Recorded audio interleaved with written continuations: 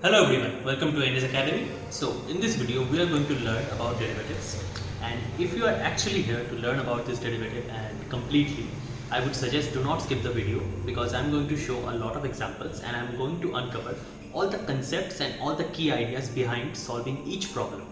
So if you are actually watching this to learn, I would suggest take a pen and a copy and write down everything that I'm going to write. Say we have a function called f of x here, and this function is continuous at some point x equals to a. So this is a single variable function and it is continuous at the point x equals to a. Now there are two limits we should know about. First one is called the left hand derivative, the LHD. This is defined like this: limit h tends to 0 plus f of a plus h minus f of a whole divided by h.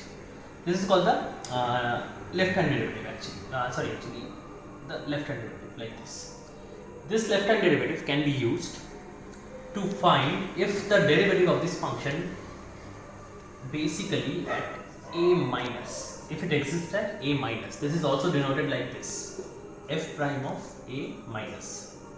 Similarly, we can also define the right hand derivative, which is like this: limit h tends to 0 plus f of a plus h minus f of a whole divided by h, and this would be called f prime of a plus. And only if these two things are equal, we say that fx is differentiable at the point x equals to a, and the value of the derivative, which can be written as f dash a, which would be equal to both the right hand derivative and the left hand derivatives, and we would say that this is the value of the derivative at the point a. Now, so we learned what left hand and right hand derivatives are, but we need to get a feel for it. So first let's consider the function fx equals to x. If we were to graph this function, let's say this is the x axis and this is the y axis. Now fx equals to x is simply a line going through the origin, making an angle 45 degree with the horizontal x axis, right? Now let's say we take a point here which is x equals to 5, and its corresponding point on this line would be 5 comma 5, because y equals to x is the equation of the line. Now we want to find the derivative of this function at this point. How do we do that? Geometrically, the derivative basically is the angle that the tangent at that point makes with the horizontal x axis. So normally what you would do in limits is basically you would try and find f of 1 plus h minus f of 1 by h, limit h tends to 0. This would be defined as f dash of 1. This is what we will actually find. And to generalize this, first let's find this actually. So I hope you are comfortable with limits. If not, you have to see the basics of limits first. But if you are comfortable with that, you would know that f of 1 plus h minus f of 1, both of them basically equal to limit h tends to 0. F of 1 plus h should be, according to the formula, 1 plus h. Again, f of 1 should be simply 1 divided by h. We are left with h upon h, which simply gives you 1. So the derivative at the point 1 is basically 1.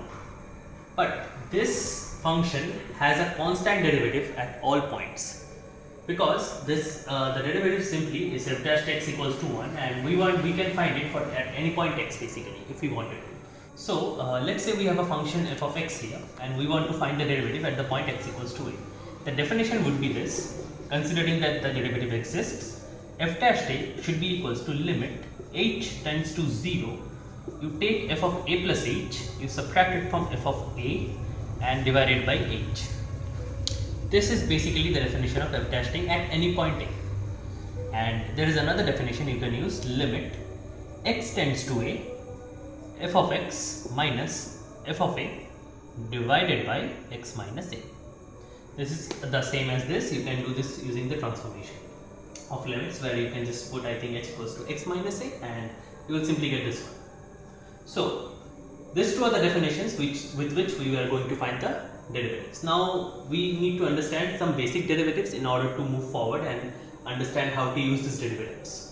Let's say we have a function f of x equals to x to the power n, where n is a real number. The derivative of this function, when you do it using the first principle, which is the limits, will give you n into x to the power n minus 1. Right?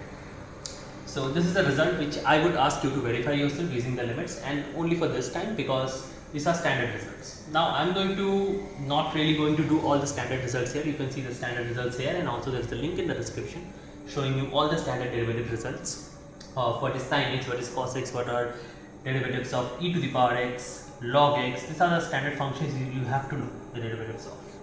So from this point onward, I would assume you know the basic list of derivatives, because that is not really hard to memorize, right? You as you keep on doing problems, these things come naturally to you.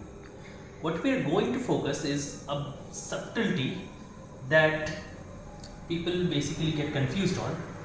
So if f of x is a function, let's say, which is differentiable, let's say at the points we are going to use, and f dash x is its derivative, then if we are trying to find f dash t, and let's say you are given f of a is equals to 5, and you are trying to find f dash t, never try to differentiate this. This is not differentiable, because if you are thinking that okay, f of a equals to 5 and then f dash t is equals to 0, then that does not work like that, because f of a here is a constant. It's not a function right now, because remember, f of x was a function where x was a variable, and x equals to a is simply a point where a is a real number. When you put in the value a here, this thing becomes f of a equals to 5 true, but f of a itself is 5. It's a constant right now. It does not vary. You cannot differentiate it. So when you differentiate it with respect to x, when you do ddx here, it simply gives you 0 equals to 0, which is true, and not this. This is not true. The only way to find the derivative is first finding the derivative of fx at any point x, which is f dash x, and only then this again acts as a function. You can put the value x equals to a to find out the answer.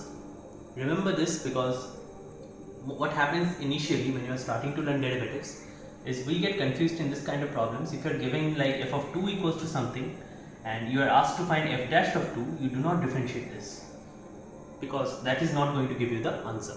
Now we are going to learn the rules for derivatives, that is how to find them actually. Consider two functions f of x and g of x, and now for this part please listen carefully, because these are the rules you are going to use for every derivative problem you will ever get, almost. So given two functions f of x and g of x, and let's say they're differentiable at some point x equals to a, for the sake of simplicity, there are few rules we need to follow. First of all, when you do subtraction and addition between two functions which are basically differentiable, it simply gives you f dash x plus g dash x plus minus. So derivative is distributive over positive addition and subtraction. Now f of x into g of x, if you are trying to find the derivative of this function, when I write a prime over the whole thing, this means we are finding the derivative of the whole function inside it. Okay, so fx into gx whole prime, this simply is given by you derivative of the first function like this, multiply the second function f dash x into gx plus, and then you do it with this function, that is g dash x into f of x. In a similar manner, you can find the division one, which is f of x by g of x. Of course, this is only defined when g of x is not equals to 0. Now this would give you gx, this function whole squared, and here g of x into f dash x minus g dash x into f of x. So these are the three rules you must remember in order to solve any kind of derivatives, because obviously you will either get addition, subtraction, multiplication or division. Whenever you get exponents or logarithms, those are dealt in a different way, which is called chain rule, which we are going to cover now. So I think this was clear. Okay, so now we are going to study about the chain rule, and this is going to be the most important rule in derivatives, because with this rule you can go and find basically any derivative you come across with, and this is a very special rule. So let's say we have sin x, right? You know that derivative of sin x is cos x. Okay, so this is standard, you must have learned it from the tables. Now what about if we have sine of 2x? What would be the derivative of this? Even this is, I think, present in the list, but then you would see that this comes as 2 cos 2x, right? So this 2 basically is the coefficient that comes out. But this is not the bigger picture here. What happens in chain rule, we can explain it with a slightly different example here, Let's say rather we have this function sine of log x. Now what would be the derivative of sine of log x? Now this is not present in any standard derivative table, right? Now I want you to think of it like this. When applying the chain rule, always try to prioritize and order the functions. So what is the outermost function you have?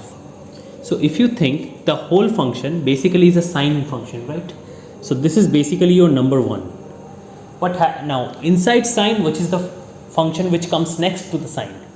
If we see, this is the log function. This comes to the second part, right? This is the order number 2. Order number 1 is sine, and then number 2 is log, and finally inside we have x, which is 3. When you are going to do the chain rule, when you are going to apply chain rule and find out the derivative, what you do is you first find out what is the derivative of the base function of sine. Consider only sine x and do not consider sine of log x or whatever there is inside. So what is the derivative of sine x? Cos x, right? You write cos and you do not write x, you rather write whatever was inside, whatever functions were inside after sine. So we have log x multiplied by. Now go to the second function, repeat the same. Log is 1 by x, right? You simply write 1 by whatever was inside log, but there was only x. And if you, the point where you reach only x, you basically end it there. So cos of log x into 1 by x, because if you, even if you go inside this and go to the third function, the derivative of x is simply 1. So the answer is cos of log x by x. Now let's do something more difficult than this. Okay, so let's take another example. E to the power 2 sine square log of cos x by root x, and we need to find out the derivative of this function, right? But however long the function might seem, it does not matter within chain rule, because once you know how to apply it, none of the questions will basically scare you. Because what is the outermost function? E. Well, obviously e to the power x is e to the power x, that derivative, right?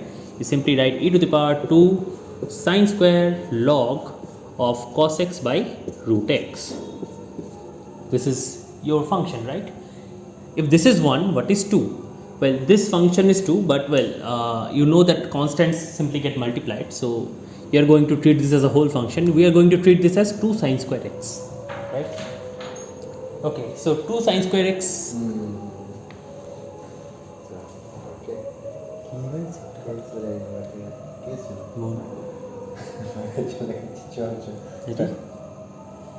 We are going to treat this as a whole function 2 sine square x. Now what is the derivative of 2 sine square x? Obviously the 2 will simply stay there because it's a constant. Now what is the derivative of sine square x? Sine square x. Again try and apply the chain rule. This function is nothing but sine x whole square. What is the base function? Base function is x square, right? Something squared. What is the derivative of x square? X square's derivative is simply 2x, right? So 2, but we do not write x, remember? It's basically sine x. But then again, we do not write sine x because there was no x here. We simply write this 2 sine of log of cos x by root x. So you see, we did it simply as if it was sine square x, whose derivative is 2 sine x multiplied by, since we treated it as x square and not sine x whole square, we also need to do the derivative of sine x, which is cos x. So this is cos of x, as in log of cos x by root x, which is our x, right? So we are done with this outer portion. Now we go inside, because we were treating this as x. We were treating this as 2 sine square x, right? Now this is the next function in the list, multiplied by, what is the derivative of log? 1 by x. So simply 1 upon this, which is the reciprocal, root x by cos x, multiplied by, we were treating this as x, but this was not x, this was cos x by root x. Now we apply the derivative rule, where we find out the division of two functions, fx by gx, as we have seen earlier. So this should be basically x into root x into derivative of cos x, which is minus sin x, minus cos x into derivative of root x, which is 1 by 2 root x. And this completes our example. So however long the function might be, if you exactly know how to approach the chain rule and go step by step from function to function to function, you will always get the final answer. And now even if you are asked to find out the derivative at some point, you can simply put that point here and find out the answer. So I hope the chain rule was clear.